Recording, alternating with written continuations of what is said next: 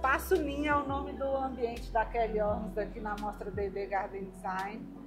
E ele tem muitas coisas pra gente conversar aqui. Tem muita coisa, tem Você muita abraçou história. o tema da biodiversidade e da sustentabilidade Foi. a fundo. Então vamos lá, que eu quero saber tudo. Na verdade, quando o shopping veio com esse tema, eu falei, nossa, que maravilha, é tudo que a gente quer, né? Nós paisagistas, é tudo que a gente quer, falar de biodiversidade e sustentabilidade, né? Porque eu acho que dos 20 espaços que a gente tem aqui, acho que a gente consegue 20 temas diferentes, subtemas dentro desses temas, né, que são super interessantes para a gente tratar.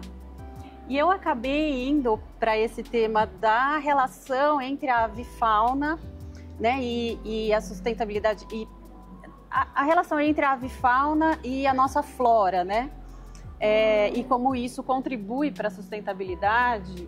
E quando eu comecei a pensar, né, nos temas, a primeira coisa que me veio à mente foi uma foto do meu marido, ainda antes de eu entrar no tema da avifauna. Eu falei, eu preciso usar essa foto no meu espaço. E meu marido, ele é advogado, mas ele adora fotografar aves. Eu chamei essa foto de O Beijo do Mulungu, porque parece que o beija-flor tá beijando ali a flor da vitrina. Né? Tá. E se deliciando ali, né? E para compor o espaço, eu quis trazer bastante da rusticidade, até chique, mas trazendo um bom tanto de rusticidade. Com materiais simples. Com materiais simples. Naturais, né? A gente trouxe cipó, né? A Vanessa, da DNA Design, super parceira. Aonde cipó você usou? Em toda a parte que compõe o ninho, né? Que é realmente o que deu nome ao espaço. Então a gente fez um ninho ali, que é toda a parte da cobertura e atrás ali do espaço. A gente usa toda a parte de madeiramento sustentável também, madeira de demolição. A mesa, né? A gente tem uma tábua de madeira certificada também, que é toda a parte que a Vanessa da DNA Design entrou comigo. E trouxe, então, também alguns designers que conversam. As peças dele parece que conversaram tanto com o espaço. Tem o Pedro Luna, que entrou com uns vasos, são vasos de barro, né? A gente usa esse elemento tão né, de terra, do barro ali, a gente entra com isso nos vasos, mas também com linhas super retas de metal, fazendo essa composição com o espaço, e que conversa com as cadeiras, que são do Diogo Macuco, cadeiras de linha reta, de metal, mas todas as cadeiras, por exemplo, de chapas que seriam descartadas na indústria. Então ele pega essas chapas, reaproveita, faz essas cadeiras que, para nós paisagistas, a gente tem muito essa necessidade de novidade, de pessoas que venham com esse tipo de proposta, né? Com coisa diferente, né, Ju? Parece que a gente vê a mesma coisa em todos os lados. Diferente e conectado com o nosso propósito. Exato. Então essas cadeiras, por exemplo, a gente não consegue deixar debaixo de sol e chuva, mas a gente consegue usar numa varanda, né? Uma varanda fechada, a gente consegue usar. E então eu fiz questão de trazer esses designers também para compor com peças muito interessantes para compor o ambiente. Trouxe também algumas peças que são de madeira, que são vasos do Patrick Fornali, que é um grande designer também. Essa peça ganhou vários prêmios, que são peças muito delicadas de madeira, que a gente consegue colocar a orquídea está ali interagindo com a peça. Né? E o seu espaço, assim, você descrevendo, né? Para quem ainda não viu, lembra uma coisa gostosa meio de campo, fazenda, né? Porque você fala do ninho e tal, mas assim, os materiais, e pelo que eu vi, assim, ele dá aquela saudade de casa, assim, do campo, sabe? Na verdade, Ju, Eu tenho uma história, antes de entrar no paisagismo, não sei nem se você sabe, eu trabalhei com hotelaria. É uma história um pouco parecida com a Luciana Baqueschi também, que ela tem uma história parecida, né? Que trabalhou muito tempo com hotelaria. Então, o espaço, na verdade, ele é uma recepção de um hotel design, um hotel boutique, voltado para a conservação da avifauna. É mais ou menos essa a ideia. Então você vê que eu coloco um binóculo, né? Alguns elementos assim. De experiência, né? Exato, exato. E essa biodiversidade que você trabalhou com a questão de essa mensagem com as aves, né? Você valoriza as plantas nativas de uma forma diferente, não Exato. Só porque você está mostrando para todo mundo que não é só ela ser nativa porque sim, porque temos que valorizar, mas Exato. o motivo de termos que valorizar, que é a dispersão de semente, Exato. que é alimentar os nossos pássaros, né, que é manter a nossa lindo na janela. Não, e manter a assim, nossa floresta em pé. Exato, e manter a nossa floresta em pé. E quando, Ju, eu comecei com essa ideia, né, da avifauna, o que eu vou trazer, eu pensei muito, né, em como as árvores, porque a gente está muito mais focada nas árvores, né, nas nativas e tal, como as árvores trazem esse abrigo para os pássaros. Mas aí, conforme eu fui lendo tal, os artigos todos me levavam ao oposto, né? Tem esse lado também, lógico, que é super importante, mas também em como os pássaros dispersam as sementes para manter a floresta em pé é super importante. Então, quando a gente está lidando com esse tema da biodiversidade, né? Olha a importância da avifauna. Então, é uma troca, né? Uma simbiose aí que acontece, um depende do outro, qual que é mais importante, não tem mais importante, tudo tem que funcionar. Deles, né? Exato, e a gente esquece disso aqui em São Paulo, né? Quando que você parou para ouvir o pássaro cantando? A gente esquece disso no nosso dia a dia.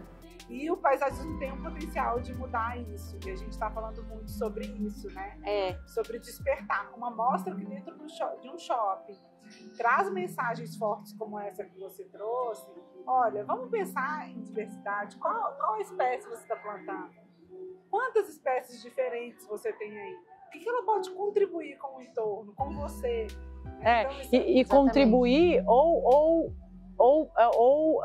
atrapalhar, porque essa coisa da dispersão de semente, a gente está com alguns problemas nas florestas de espécies invasoras, que são justamente os pássaros que estão disseminando e que estão, né, atrapalhando a nossa flora. Alguns lugares estão assim, bem complicados, né? A Mata Atlântica ali competindo com, às vezes, uma única espécie que está se alastrando, né? Então, assim, a responsabilidade de escolher uma árvore, porque a leucena, por exemplo, que é um problema na Mata Atlântica, se você planta ali uma leucena num vaso na sua varanda porque você achou ela bonita, você vai falar assim, isso não afeta em nada, é um vaso na minha varanda, será, né? Às vezes esse vaso na sua varanda pode estar acabando com todos os remanescentes de Mata Atlântica que ainda tem numa cidade, né? Então, assim, a responsabilidade da escolha. E aí, o que você escolheu para o seu espaço de vegetação? Eu trouxe uma feijoa, que é uma espécie que eu nunca tinha usado e que quando eu fui no viveiro, eu falei, ela. Gente, olhei para ela olhou para mim, teve uma troca ali. Gente, eu achei uma árvore tão linda, que eu falei, como é que eu não usei antes? E ela nem estava florida, porque ela tem umas flores, quando eu fui pesquisar, ela tem uma flor muito bonita. E o fruto dela, alimenta a avifauna e os pássaros comem a flor também. Inclusive, eu achei uma foto de um pássaro, que não é do meu marido essa foto, mas de um pássaro comendo, acho que é um sanhaço, comendo a florzinha dela. E como a gente nem pensa nisso, né? O pássaro come também a florzinha. Então tem toda uma simbiose aí entre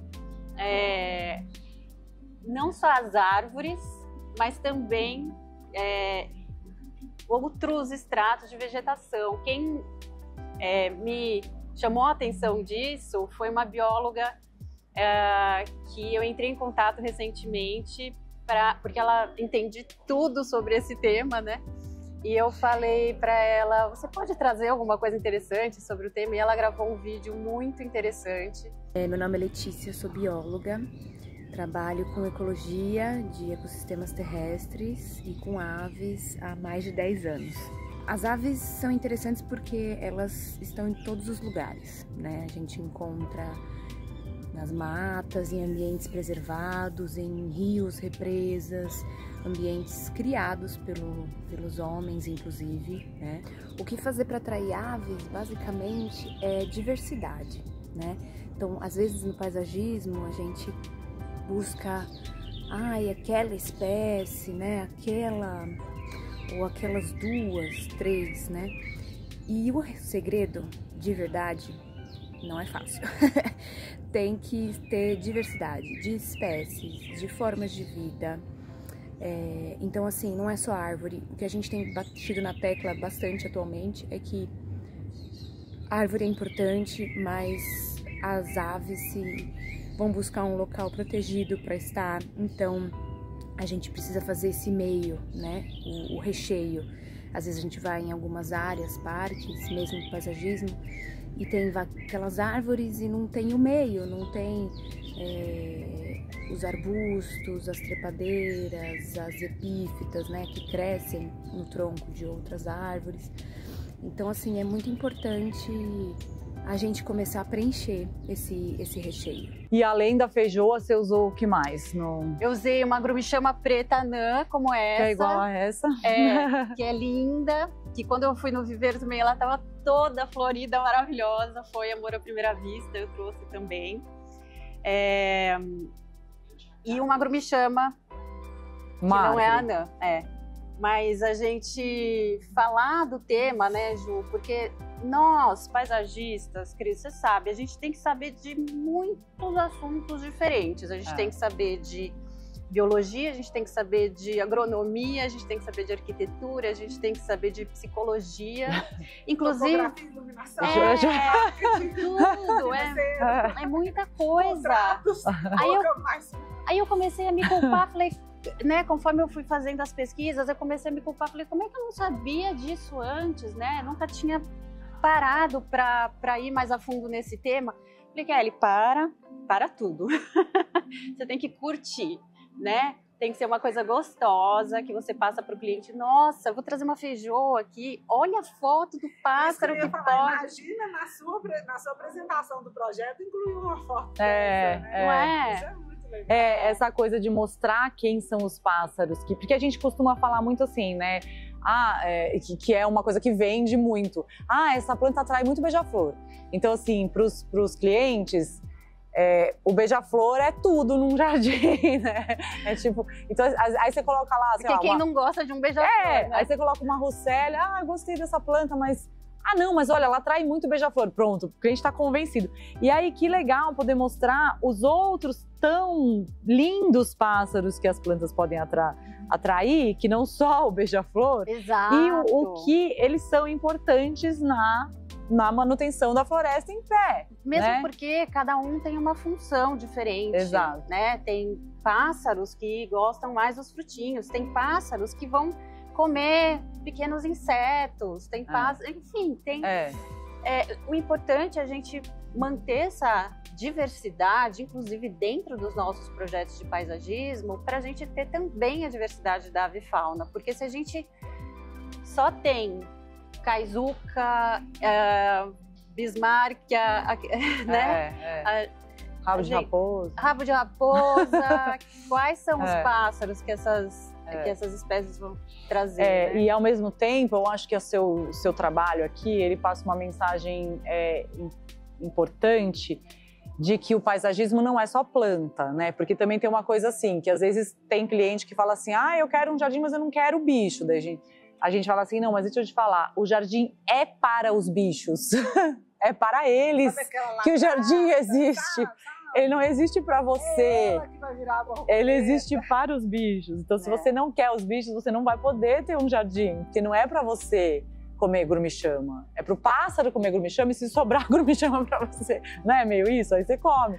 Então essa mensagem para as pessoas entenderem desse equilíbrio que você falou, da biodiversidade, eu achei muito lindo, porque é isso, um jardim ele vem com tantas coisas. E tem para todo mundo, ele vem né? Com abelhinha, ele vem com esquilinho, ele vem com lagarta, que vira borboleta, com tantos insetos e tantos pássaros lindos, mas não é uma coisa assim, vamos selecionar, a gente quer só os pássaros lindos, né? Não é só isso. Tanto é, Ju, que alguém me chamou a atenção, tem um furinho aqui na folha da